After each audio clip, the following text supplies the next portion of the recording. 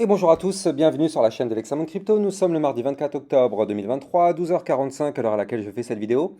On va refaire un point pour cette mi-journée sur la situation du Bitcoin après le pump qu'on a connu. Je pense que ça a fait plaisir à tout le monde au réveil d'avoir un Bitcoin qui a explosé durant la nuit. Et donc du coup, on a eu un réveil quand même très très joyeux.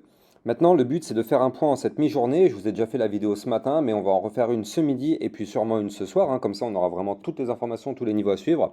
On va regarder tout ça du côté du Bitcoin. Allez, on démarre avec cette vue mensuelle parce qu'il y a des choses très intéressantes à dire. Bien sûr, je rappelle à tout le monde que tout ce que je vais dire dans cette vidéo ne sont en aucun cas des conseils financiers.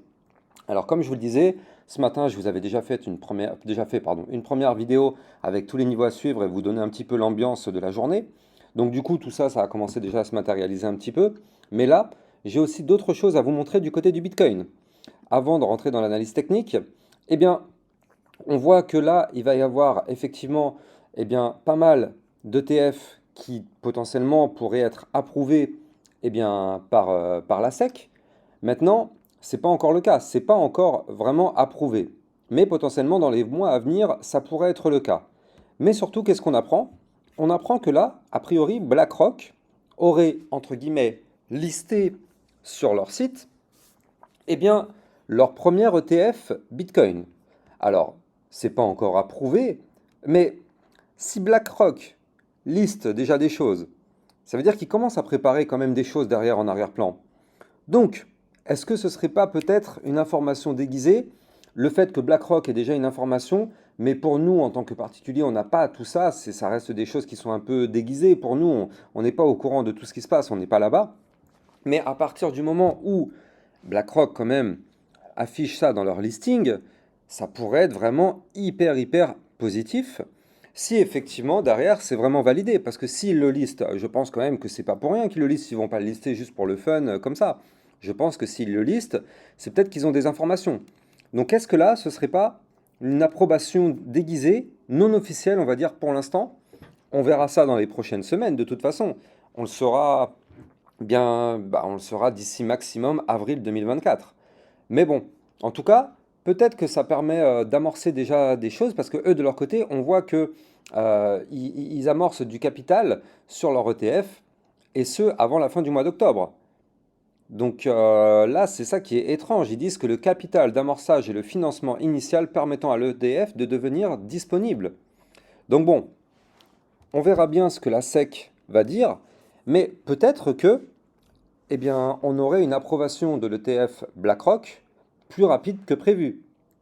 Donc on va suivre ça vraiment très chaudement, de très près, parce que là pour le coup c'est quand même sur le feu, il y a des choses qui se trament quand même. Alors pour l'instant encore une fois, hein, ce ne sont que des spéculations, on n'en sait rien du tout. Nous on n'est pas là-bas, on n'est pas dans les hautes sphères de la SEC ou quoi, ni de BlackRock. Nous ce qu'on voit c'est juste des articles ou des screenshots ou des choses comme ça. Donc prenons ça quand même avec des pincettes, mais en tout cas, ça pourrait être vraiment très intéressant, vraiment affaire à suivre de très près. Bref, au niveau de l'analyse technique Bitcoin, donc là, je vous en avais déjà parlé il y a 2 ou 3 jours, mais je vous avais dit que on avait en vue mois. J'ai pas dit en vue jour, j'ai pas dit en vue heure, non. J'ai dit en vue mois, donc c'est-à-dire pour du long terme. Une gigantesque tasse séance qui s'était matérialisée. Ici, vous le voyez, on avait une tasse avec la petite anse qui est ici. D'ailleurs, je l'avais écrit ici, hein, tasse séance mensuelle. Et je vous avais dit qu'il fallait impérativement breaker la ligne de coup de cette tasse séance, qui se trouve quant à elle ici au 30 462 en vue mensuelle. Alors attention, là, effectivement, on voit qu'on est au-dessus. C'est vrai, on est au-dessus, regardez bien. Actuellement, on est à 34 467. Donc là, on est quand même bien au-dessus, sachant que le niveau clé, je le redonne, 30 462. Il y a quand même 4 cas au-dessus du niveau. Maintenant, ne soyons pas naïfs. Attendez, non, je vous dis même des bêtises, pardon. Je reprends. La ligne de coût qu'il faut absolument breaker, elle est là. Elle est à 31 806 dollars. Voilà, c'est ça, pardon. La ligne de coût qu'il faut impérativement breaker en vue mensuelle. Donc pour l'instant, on est au-dessus, mais il reste encore plusieurs jours avant la fin du mois d'octobre. Par contre, si on arrive à clôturer le mois d'octobre au-dessus du niveau que je vous ai donné, ça permettrait de valider la cassure. Maintenant, on le sait, Je pense que si vous me suivez depuis maintenant très longtemps, vous êtes habitué au fait que à chaque fois qu'on a une cassure, on a toujours le retest sous forme de pullback pour revenir retester le niveau clé. Et derrière, si ce niveau clé y tient, eh bien effectivement, on pourrait déclencher un mouvement. Donc c'est pas encore gagné. Il va se passer encore un certain temps avant de matérialiser un peu tout ça. Mais on va quand même surveiller ça de très près parce que cette tasse séance, c'est quand même une tasse séance à plus combien? À plus 91,44% qui pourrait entraîner le Bitcoin dans les prochains mois aux 47 110 dollars. 47 110 dollars. C'est incroyable. Donc on espère vraiment que ça va se matérialiser. En tout cas, la figure, elle est là. Techniquement, elle est propre, elle est belle.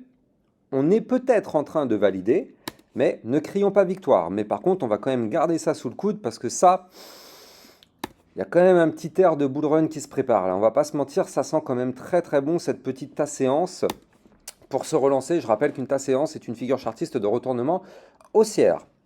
Donc là, on va quand même suivre ça dans les prochaines semaines, prochains mois, parce que là, ça va prendre du temps. On est en vue mois. N'oubliez pas que chaque bougie que vous voyez sur ce tracé est égale à un mois. Donc là, il va y avoir quand même un certain temps. Mais en tout cas, si on valide, ça donnerait peut-être plus l'espoir que le Bitcoin pourrait remonter. Et de toute façon, on le sait, au mois d'avril 2024, il y aura le halving. Et en général, c'est vrai que quand on a le halving, le Bitcoin a tendance un petit peu à pousser vers le nord. Donc du coup, bon, voilà, c'est des indications. Maintenant, bon, la vue semaine, je ne vais pas m'éterniser dessus, je vous en ai déjà parlé ce matin. Maintenant, ce que je vais faire, c'est que je vais vous parler de la vue 4 heures. La vue 4 heures sur le Bitcoin, il y a des choses intéressantes, très intéressantes à mentionner.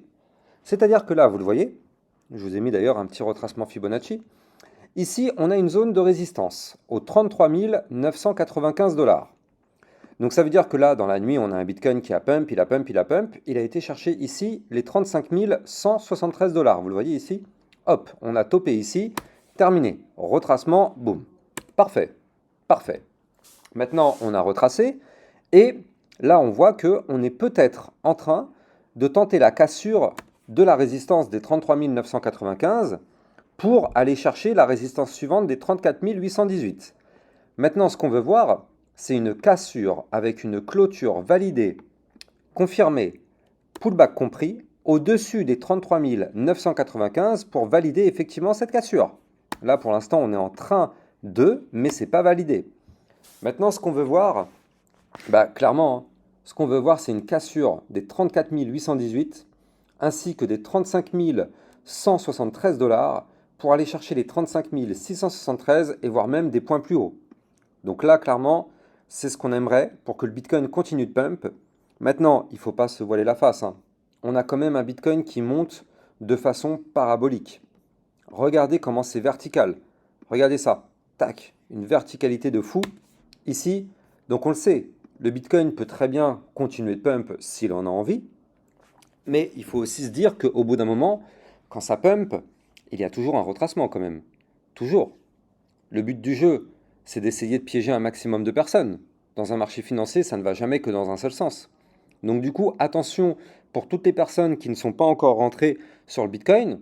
Beaucoup de personnes aimeraient peut-être rentrer en position, mais c'est peut-être extrêmement dangereux après un pump déjà d'une vingtaine ou d'une trentaine de pourcents comme on a connu lors des derniers jours.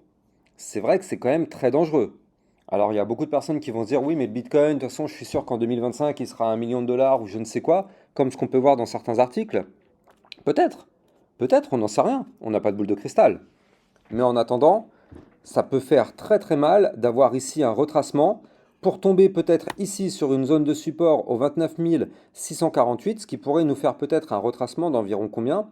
Sachant qu'on a déjà retracé, ça pourrait nous faire un retracement déjà de 15% quand même. 15%, ça fait quand même très très mal. Donc, il faut quand même se méfier et faire extrêmement attention. En général, quand ça part de façon verticale comme ça, c'est bien, on est là, on est content, on est vraiment dans l'euphorie, hein. Franchement, on va pas se mentir. Ce matin, au réveil, moi, je me suis réveillé à 5h49. Je vois ça, franchement, j'étais super content. Et je pense que vous aussi, quand vous vous êtes réveillé, vous avez vu un Bitcoin quasiment à 35K, vous avez juste kiffé. Mais attention à ça.